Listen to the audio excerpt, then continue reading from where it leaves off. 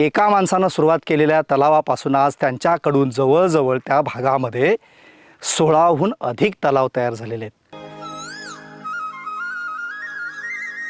नमस्कार, हृदयस्पर्श अर्थात let's explore the society, चला समाजाचा शोध घेऊया या यूट्यूब चॅनलमधील लपलेला चेहरा या सदरामध्ये मी राजेश पाटील आपणा सर्वांचं पुनश्च एकदा सहर्ष हार्दिक स्वागत करतो।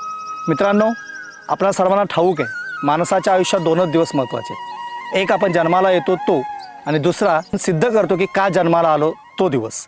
असे दोनच दिवस माणसाच्या आयुष्यात महत्त्वाचे आहेत। अनेक अशा जन्माला आलेल्या हस्ती आहेत, अवली आहेत, ज्यांनी हे दोन्ही दिवस सिद्ध केलेले आहेत। अशाच काही लपलेल्या चेहऱ्यांचा आपण शोध घेणार आहोत आणि त्यांना समाजासमोर आणण्याचा प्रयत्न करणार आहोत। चला तर आज अशा एका चेहऱ्याविषयी आपण जाणून घेऊयात, जो चेहरा तुम्ही आजपर्यंत पाहिला नसेल कदाचित, किंवा तो समाजाच्या समोर एवढ्या ताकदीने आला नसेल। त्याला आणण्याचा आपण आज एक प्रयत्न करणार आहोत, त्याला समजून घेण्याचा आपण प्रयत्न करणार आहोत। चला तर जाणून घेऊयात एक लपलेला चेहरा। मित्रांनो, जपानमध्ये एक प्रचलित शब्द आहे इकिगाई। इकिगाई या शब्दाचा मराठीत अर्थ होतो जगण्याचा उद्देश। आणि आज आपण जी कथा पाहणार आहोत, जो लपलेला चेहरा पाहणार आहोत, त्यांना असाच जगण्याचा उद्देश सिद्ध केला आहे। कर्नाटक राज्यातील मंड्या या जिल्ह्यातील डासनाडोडी गावामध्ये केरे कामेगौडा यांचं आजचं वय 85। साधारणतः एक 40 वर्षापूर्वी ते मेंढ्या मेंढ्याचा त्यांचा व्यवसाय होता। मेंढ्यांना घेऊन ते शेजारच्याच बेटावरील अशा उंच पहाडावर, उंच डोंगरावर मेंढ्या चारायला घेऊन जायचे।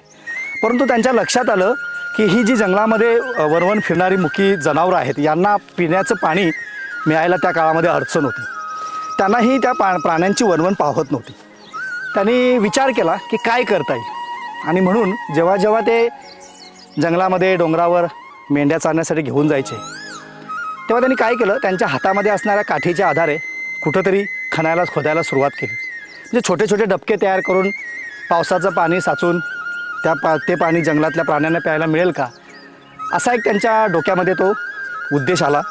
त्यांच्या डोक्यामध्ये ही कल्पना पिकली आणि त्यांनी सुरुवात केली, काठीनं खोदायला सुरुवात केली। पण त्यांच्या लक्षात आलं का जो काही खालचा भाग आहे, जो खडकाळ आहे, तो या काठीनं काढणं कठीण जाईल। आणि त्यांनी विचार केला की आपल्याला काही अवजारं विकत घेणं गरजेचे। परंतु कामेगौडा यांच्याकडं तेवढीशी आर्थिक सुलभता नव्हती। त्यांनी काय करावं, गरज ही शोधाची जननी आहे आणि इच्छा असेल तर तिथे मार्ग नक्कीच सापडतो। आणि म्हणून त्यांनी जवळच्या काही मेंढ्या विकल्या, आणि मेंढ्या विकून त्यातून जो काही पैसा आला त्यातून त्यांनी अवजारं खरेदी केली आणि त्यांनी कामाला सुरुवात केली। मित्रांनो, सुरुवातीच्या काळामध्ये त्यांना आजूबाजूच्या परिसरातील किंवा त्यांच्या गावातील लोकांनी वेडं ठरवलं। परंतु लेक मॅन ह्या नावानं ओळखले जाणारे केरे कामेगौडा यांनी कोणाच्याही बोलण्याकडे लक्ष न देता आपल्या कामाची जे सातत्य आहे ते चालूच ठेवलं। एक एक करत एक तलाव खोदला, दुसरा तलाव खोदला। आणि मित्रांनो, आज सांगताना आनंद वाटतोय, अभिमान वाटतोय की एका माणसानं सुरुवात केलेल्या तलावापासून आज त्यांच्याकडून जवळजवळ त्या भागामध्ये 16हून अधिक तलाव तयार झालेले आहेत। आणि विचार करा, ज्या माणसानं एका काठीपासून सुरुवात केली, एका सिंगल तलावापासून सुरुवात केली, त्यानं स्वतःच्या इच्छाकांक्षेतून आणि नंतरच्या काळामध्ये लोकांना त्यांचं हे महत्त्व कळलं आणि लोकांना सोबत घेऊन आज जवळजवळ त्यांनी 16 तलाव तयार केलेले आहेत। त्यांच्या या कार्याची दखल घेत विशेष कौतुकास्पद बाब म्हणजे भारताचे पंतप्रधान नरेंद्रजी मोदी यांनी मन की बात या कार्यक्रमामध्ये केरे कामेगौडा यांच्या कार्याचा उचित असा गौरव केलेला आपल्याला दिसून येतो। रानावनात जंगलामध्ये ज्या ठिकाणी पाण्याचा अंश नव्हता, अशा ठिकाणी काठीनं आणि नंतर अवजारांनी खोदायला सुरुवात केल्यानंतर केरे कामेगौडा यांच्या हातातून एवढं मोठं सामाजिक काम झालं। पावसाच्या पाण्यानं तुडुंब भरलेले छोटे मोठे असे एकंदरीत 16 तलाव त्यांच्या या संकल्पनेतून उभे राहिले। कालांतरानं त्यांच्या या कार्याचा आदर करत विविध सामाजिक संस्थांनी जी काही त्यांना बक्षिसं दिली, पुरस्कार दिले, त्या पुरस्कारांची एकूण रक्कम 12 ते 15 लाखाच्या आसपास गेली असेल। ती 12 ते 15 लाख रुपये एकत्र करून आणि लोकसहभागाची चळवळ उभी करून केरे कामेगौडा यांच्या नजरेतून आज तेथील मुक्या प्राण्यांसाठी आणि आजूबाजूच्या परिसरातील शेतीसाठी आणि लोकांसाठी 16 तलाव लोकसहभागातून उभे राहिले।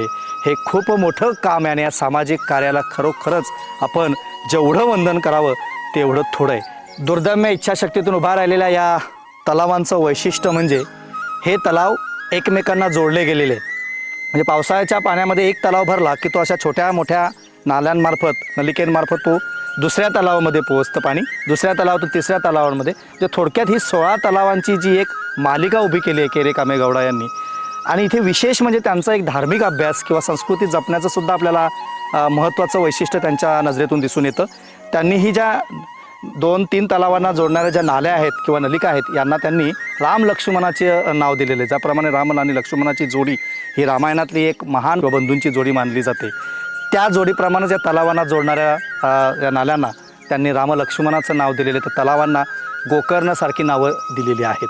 हे खरंच त्यांचं वैशिष्ट्य आपल्याला या ठिकाणी जाणून घेणं जास्त महत्त्वाचं ठरतं. जलसंवर्धनासोबतच वृक्ष संवर्धन काळाची गरज ह्या उक्तीलासुद्धा जागून त्यांनी अशाच उंच डोंगरावर जवळजवळ 2000हून अधिक वटवृक्षांची लागवड केलेली आहे, वडाच्या झाडांची लागवड केलेली आहे. मित्रांनो, म्हणजे या ठिकाणी त्यांचा वैज्ञानिक दृष्टिकोनसुद्धा आपल्याला दिसून येतो. वडाचं झाड हे सर्वात जास्त ऑक्सिजन देणारं झाड आहे आणि म्हणून जास्त माती पावसात वाहून जाऊ नये आणि ऑक्सिजन मोठ्या प्रमाणात मिळावा, वृक्ष संवर्धन व्हावं यासाठी त्यांनी 2000हून अधिक अशा उंच डोंगरावर झाडं लावलेली आपल्याला दिसून येतात. त्यांच्या या वैज्ञानिक दृष्टिकोनाला सुद्धा मनापासून सलाम. इकिगाई अर्थात जगण्याचा उद्देश डोळ्यासमोर ठेवत स्वतःसाठी जगता जगता समाजाचं देणं म्हणून आपण जगलं पाहिजे, हा खूप मोठा उद्देश आणि खूप मोठी शिकवण आपल्याला केरे गामेगौडा यांच्याकडून मिळते. खरंच त्यांच्या या महान कार्याला लेट्स एक्सप्लोर द सोसायटी अर्थात हृदयस्पर्श या यूट्यूब चॅनलच्या वतीनं आम्ही मानाचा मुजरा करतो आणि आपणा सर्वांना मी आवाहन करेन, आपल्या आजूबाजूला आपल्या परिसरामध्ये असे काही लपलेले चेहरे असतील ज्यांनी खरोखरच समाजासाठी काहीतरी स्तुत्य असं काम केलं आहे, त्यांच्या कामगिरीमुळं आणि त्यांना समाजासमोर आणल्यामुळं तरुणांना आणि नव्या पिढीला प्रेरणा मिळेल असे लपलेले चेहरे आमच्यापर्यंत पोहोचवा. नक्कीच आपण त्यांचा अभ्यास करून समाजासमोर आणण्याचा आपण एक प्रामाणिक प्रयत्न करूयात.